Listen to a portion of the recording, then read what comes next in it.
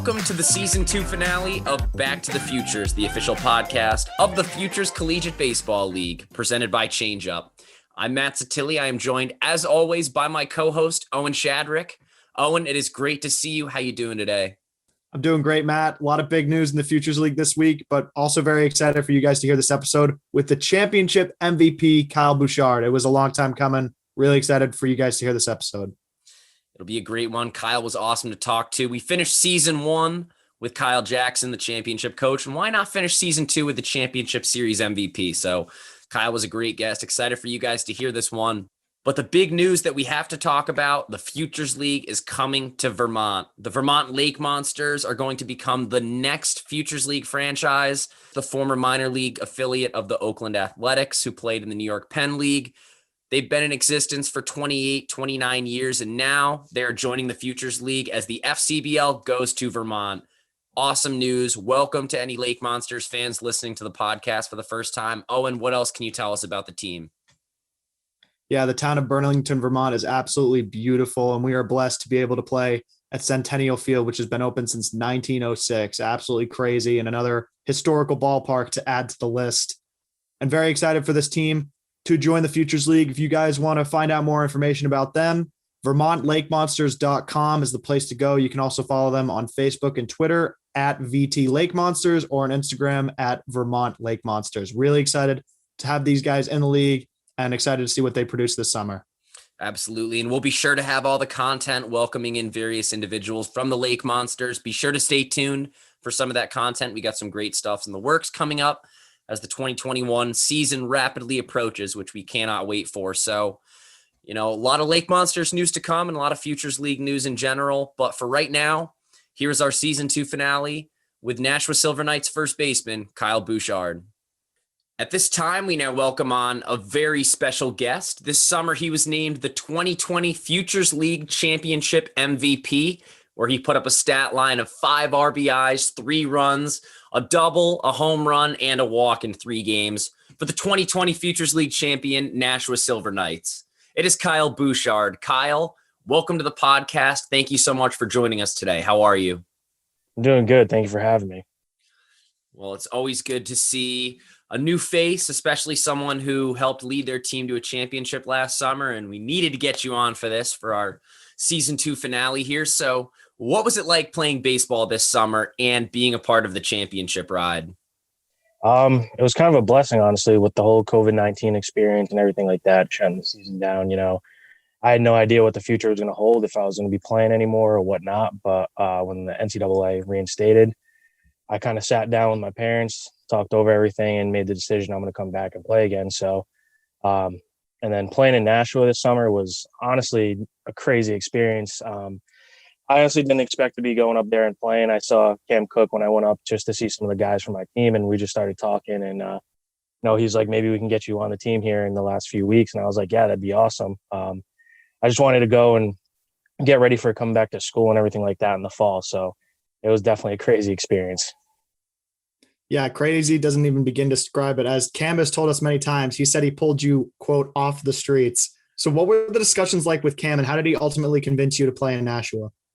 Yeah, so he did text me at the start of the summer and just told me about how everything was going on with COVID and how they're allowing some of the graduates to come back and play. And, that was an option for me, but ultimately I had to work and make some money over the summer, so I couldn't do it necessarily at the start. And later in the summer, I kind of earned all the money I really needed for the school year and things like that. And I met up there and we were talking, and I was just like, hey, like, if you need a guy, I was like, I'll sit the bench. I'll do whatever you guys need. Just to be, if you need another body or whatever, I'll just show up, do my thing, help the team whatever way I can. And he's like, yeah, honestly, he texted me and he's like, can you come up this day? And I was like, yeah, absolutely. So I don't remember the exact day, but I was like, I'm definitely showing up. Yeah, and that's so true. Getting the money up before the final year of school, making sure you got loose ends tied in. So is it true that you were working at Home Depot during the summer? Because the infamous quote goes that you traded in your lumber at Home Depot for a lumber bat and again, used it quite well in Nashua. Yeah, so I was actually working at Home Depot all summer. So it was definitely a good experience there. Can't complain there. But yeah, that quote definitely is true. That's fantastic. And hey, there's nothing like playing baseball, so you got what you wanted in the end. Yeah, exactly. And obviously team chemistry is super important to a team like a summer baseball team where you don't know a lot of the guys. So how were you welcomed into that locker room and what was the clubhouse chemistry like? Yeah, so it definitely helped going in knowing that there was guys from my collegiate team there. So going in right there, I was already friends with them, and it was easy to kind of like build off that. A lot of the other guys too, I played against either in the futures when I played for the Vineyard or just over playing college and things like that. So I knew a good amount of them. But team chemistry definitely, I have to say, is like the biggest thing, especially on a summer ball team. So going in, I just wanted to feel it out, see how everything was going, wanted to join the culture and kind of do what they were doing. I didn't want to change anything up because ultimately they were playing good and you just want to keep the ride going. Yeah, absolutely. And it'll be really neat to probably face some of those guys this spring once the D3 schedule's announced and you guys get a little bit more underway here. So taking a deep dive into the championship series, we'll get into specifics in a second, but just to keep it broad, what was your reaction when you found out that you were going to be named Futures League Championship Series MVP? Honestly, I was shocked. I had no idea. I was just so happy that we won. I honestly wasn't even thinking of anything like that. I was just glad that we won the championship in general. But when they like announced my name, I was like, wow, like I did not expect that. I was so honored. It was crazy. And let's talk about some of those specifics in the championship for a second. 7th inning, game 1, you hit a game-tying home run. Bench was going nuts. What did that do for your confidence, and what do you remember about that at bat? Yeah, so that was huge for my confidence for the rest of the series.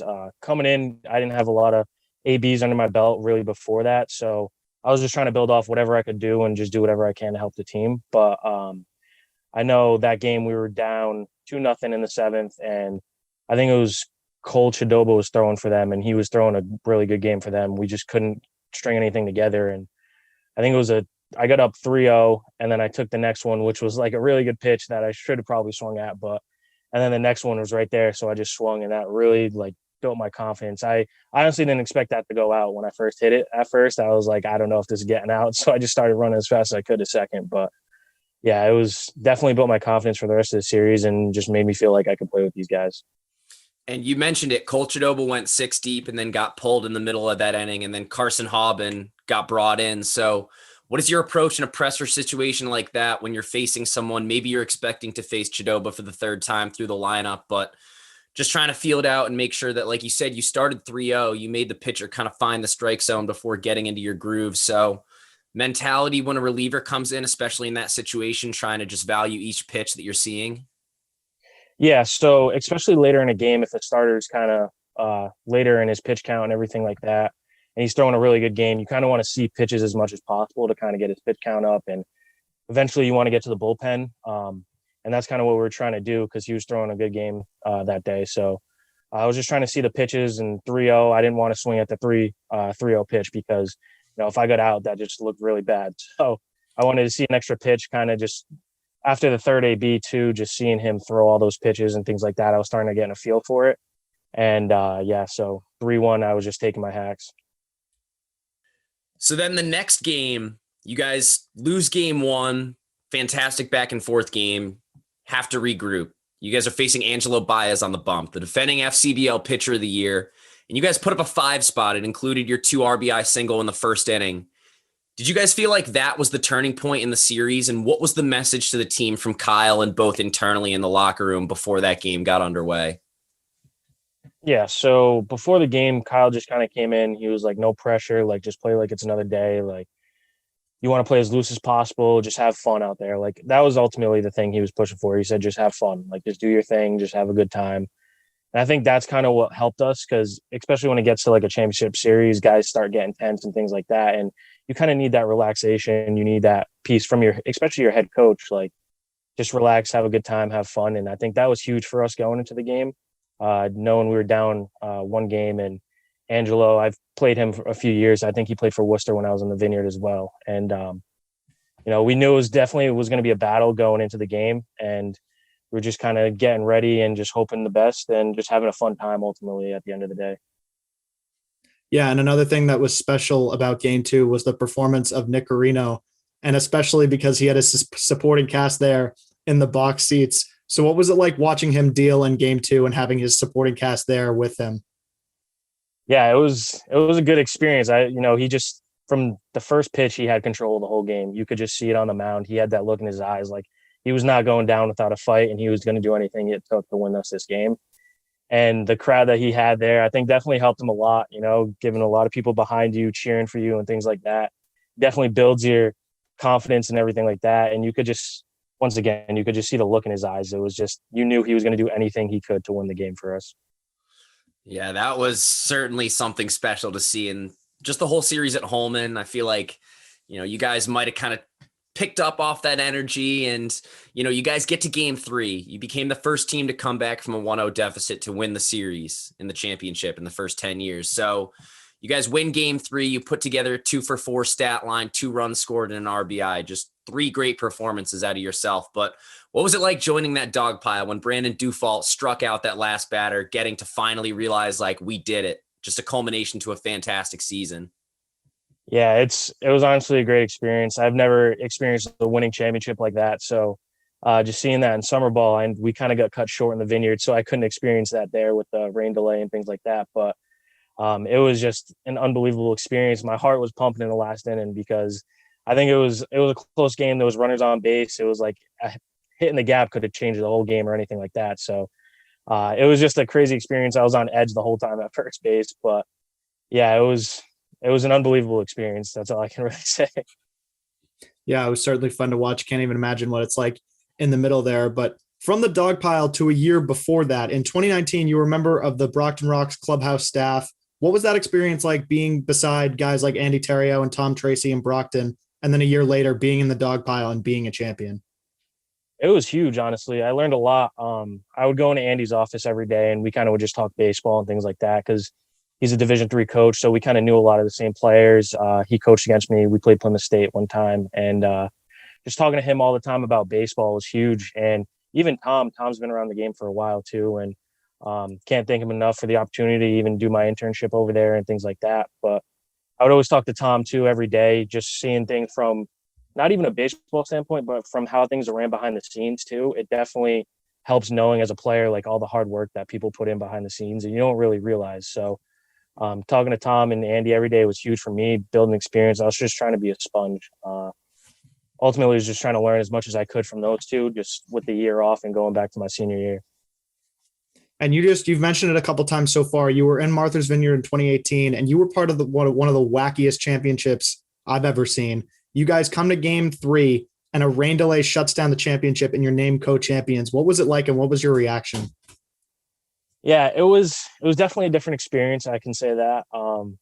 I knew going into game 3, we had such a strong hope. We knew this was our game. Like, we knew it off the bat. I think they went up 1-0 early in the first inning. And I remember Matt Chamberlain hit an absolute bomb that I think is still traveling to this day, honestly. And once he hit that, we knew. Like, we just knew. We had Chance Huff on the mound, who's a Vanderbilt guy.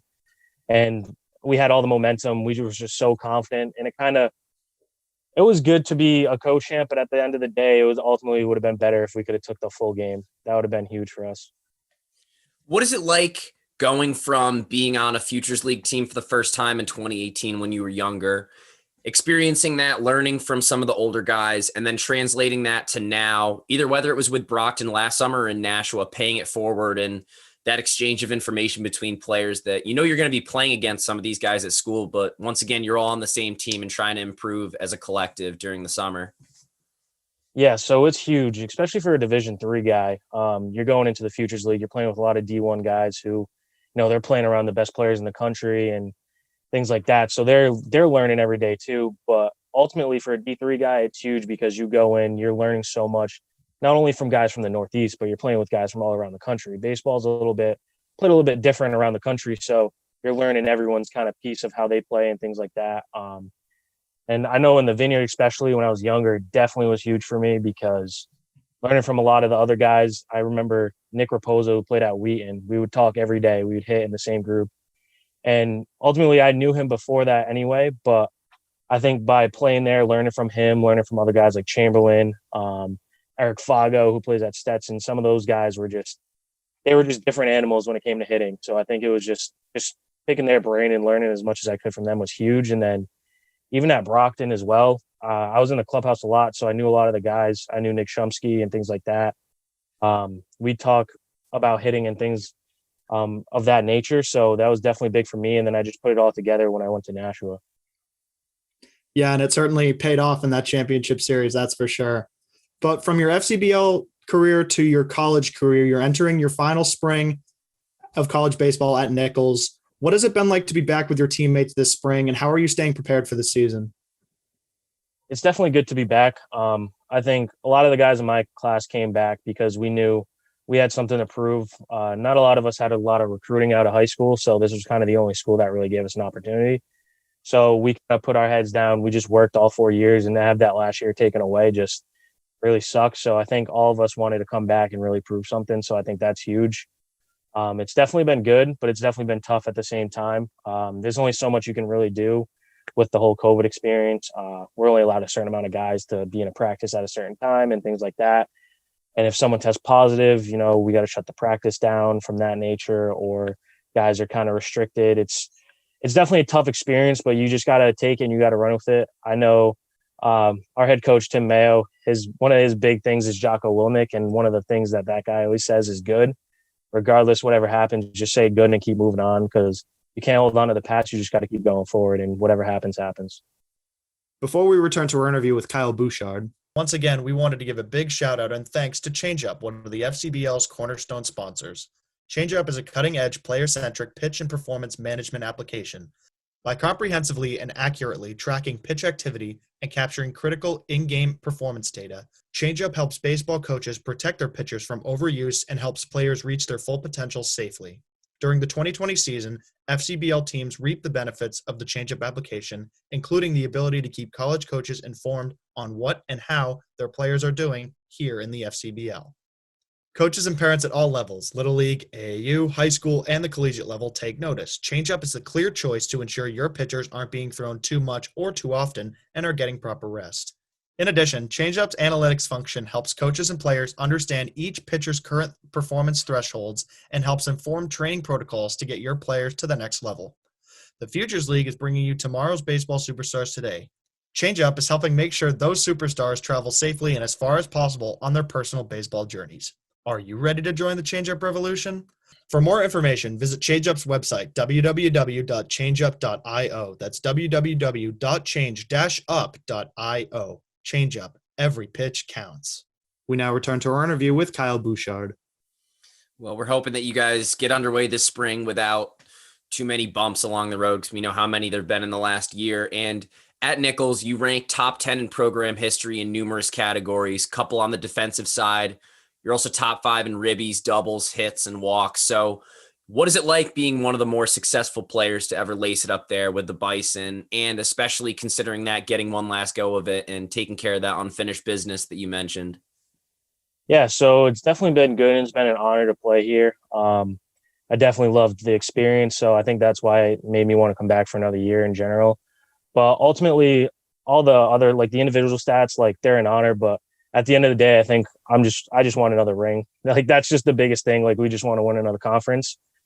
But going off, like just learning things like that too. Like Cam Cook he was kind of like my mentor when I got here.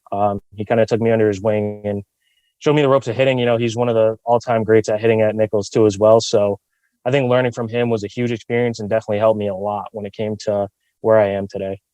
So yeah, you just touched on it. Your GM of Nashua, Cam Cook, is also a Nichols baseball alum, and you played with him for 2 seasons in 2017 and 2018. So what was it like having that connection with him, and what have been the most important things that you learned from him?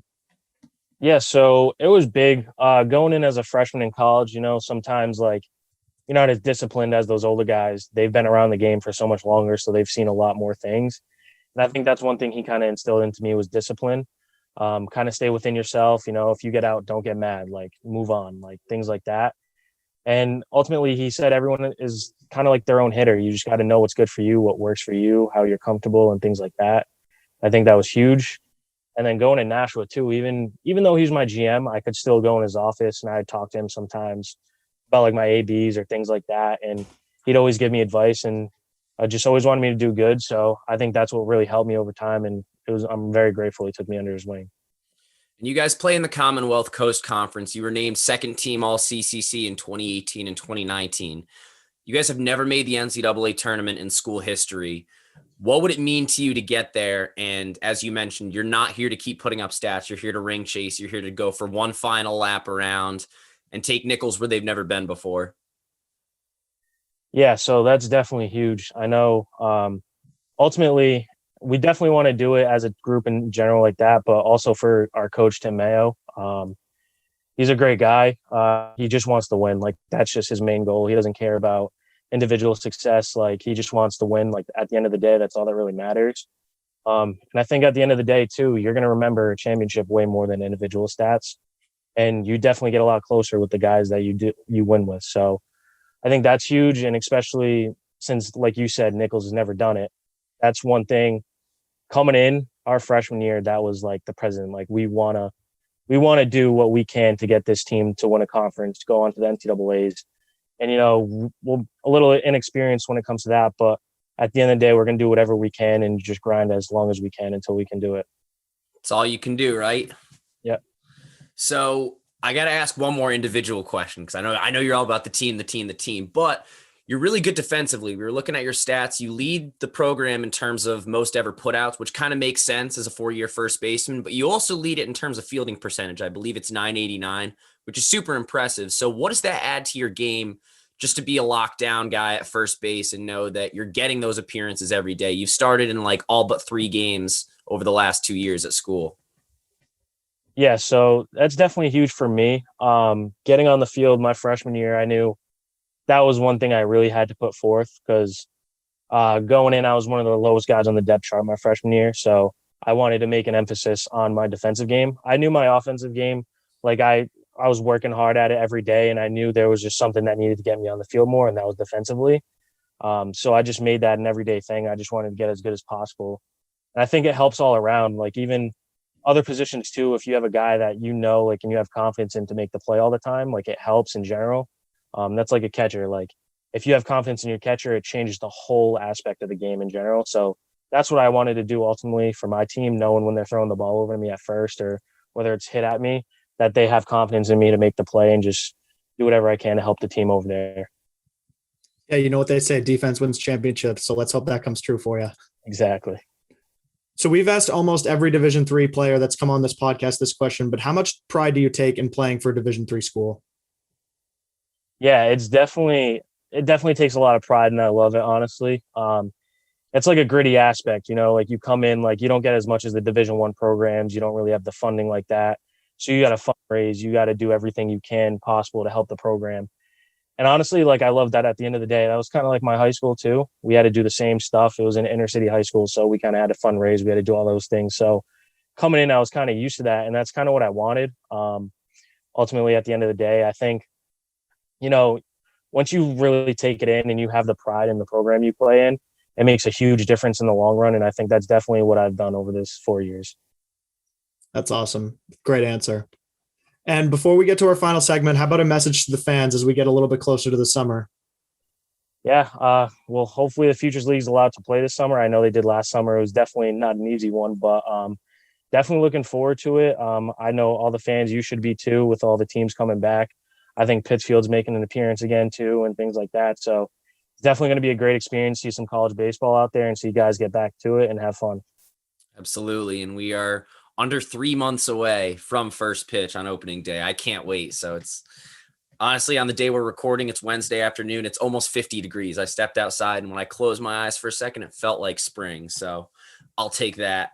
So as Owen mentioned, we're moving on to our final segment. It's called Quick Hits. It's presented by Zephyr, the official on-field hat of the Futures League. Zephyr, high quality and innovative design since 1993. So Kyle, we wanted to ask you a couple more questions for our audience to get to know you a little bit better, if that's cool with you. Yeah, it's perfect. Awesome. All right. How about your favorite teammate that you've played with in the Futures League? Favorite teammate. This one's definitely tough because there's a lot of them that are up there, honestly. I'd probably say in the Vineyard, Nick Raposa, because, I knew him going. He was the only guy on the team I actually knew going in. And like I said, we'd hit every day. We talk about hitting mechanics, things like that. I'd go hit with him early. I go work out with him sometimes. So he was definitely a guy that just I wanted to learn from as much as possible. I knew he was an All-American, things like that. He plays for the St. Louis Cardinals now, so it was definitely a good guy to learn from. I'd probably say that's just as much as I could learn from him. That was probably the best experience. I like that. Good answer. And how about a favorite ballpark that you've played in and maybe one that you've attended as a fan? So I would probably say PNC Park for the Pittsburgh Pirates.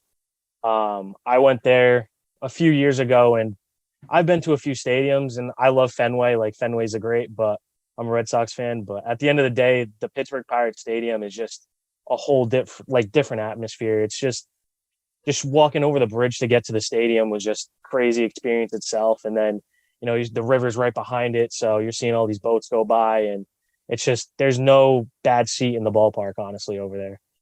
Yeah, definitely one that's high up on my bucket list. How about a favorite ballpark you've played in over your years? Honestly, I'd probably have to say Nashua. Going there and playing there was just a great experience in general with all the fans. I think the fans definitely helped the atmosphere a lot. So, going to Holman every day, like, the field's in great condition. They take care of it a lot. I think that was probably one of the better fields I've played at in my career. Very nice. Great facility, and always good to be comfortable at home. So that's a good answer. How about a sports stadium, or more broadly, a sporting event that's on your bucket list that you want to go to? I think this is probably a lot that you get from this one, but the Super Bowl for sure. It's such a once in a lifetime experience. It's one game a year, and it's just the most televised game in the country. And especially with the Pats, I'm a big Patriots fan. So them going to the Super Bowl every year, I definitely need to get to one eventually. I don't know how long it's going to take, but I need to get there. Absolutely. Absolutely. You're not alone in that. You're right. So how about walk-up music? What is Kyle Bouchard walking up to the dish, whether it was last summer, whether it's something you have in store for the spring? So it's usually always rap. I like switching it off every year, essentially. As of right now, it's probably I Got It On Me by Pop Smoke. That's what I did in Nashua. And for some reason, that song just gets me amped up when I go to the plate. And sometimes if you see me, like, I'll be singing it like through my lips at the plate over there. So definitely that's probably the song of choice, I'd have to say. Love it. Little Fitty reference in there too. Never bad. Never bad. So you've said your favorite big league team's the Red Sox. How about a favorite player, whether it's current or historical? So growing up, I was always a Nomar Garciaparra fan. I don't know why. It was just something about his game that I just loved. When I was younger, that was like the first guy that was the first jersey I had. That was like, I had a sign in my room that said Nomar. Ultimately, that was probably my favorite guy growing up. I'd have to say he was just such a good shortstop for the Sox and things like that. And I was honestly so upset when they traded him. But that's definitely probably the number one guy I'd say that I'm a fan of. Yeah, that's a great answer. And that's one of the rare ones we've heard on this podcast. So shout out to you for that. And then how about a baseball nickname or a nickname in general that you've been given over the years? So honestly, the only thing people call me is Boosh. When people call me Kyle, I'm kind of like, whoa, like I don't really hear that anymore. Regardless if it's from baseball or my friends in general. Boosh it's probably been there since I've been in elementary school, to be honest. So it's just been carrying out throughout my whole life. So I'm just so used to that at this point. That's great. And are you superstitious at all? Yeah. So you always got to put on, the same turf the right turf first, then the left, or vice versa, whatever. So for me, it's right turf, left turf. And it's kind of same thing with my cleats, my batting gloves. And I have the same kind of walkout I do to the plate every time. I got to get in this like comfortable position. I kick dirt around the whole batter's box, tap the plate once, and then kind of get ready to go. I think mostly every baseball player is pretty superstitious. So I think it's the same things I do every day. If I don't do them, I just feel way off and I feel like it's not going to work. So I just got to keep doing the same things every day. Yeah, nothing wrong with a little routine, as we've said many times. Yeah. And then how about favorite ballpark food? Probably cliche, but I have to say a Fenway Frank. Like, just going to Fenway all the time, you just show up. That's the number one thing I feel like people buy when they go there. And that's every time I go there, I got to get that. So that's definitely the number one ballpark food. Yeah, you can never, ever, ever go wrong with the Fenway Frank. No. And then bubblegum or sunflower seeds? I got to go sunflower seeds, honestly. I'm a big cracked pepper guy. I think that's my favorite kind. And then the Buffalo Ranch after that. So, but cracked pepper is definitely the go-to. Awesome. And then lastly, how about a favorite all-time baseball memory? Favorite all-time baseball memory? As of now, it's probably got to be the championship. That's just an experience I've never experienced before. And, that was just something that was just so great that was probably my all-time baseball experience, honestly. Yeah, definitely tough to top. Like you said, that dog pile and that ring that you're still chasing at Nichols too to add one more to the collection. So exactly. Kyle, Boosh, whatever you want to call him, thank you so much for joining us today, and best of luck with everything this spring and going forward. Thank you. I appreciate it. Thank you for having me today. Me and Matt are back here at the end of the episode. We just wanted to thank you guys so much once again for listening this time on season 2.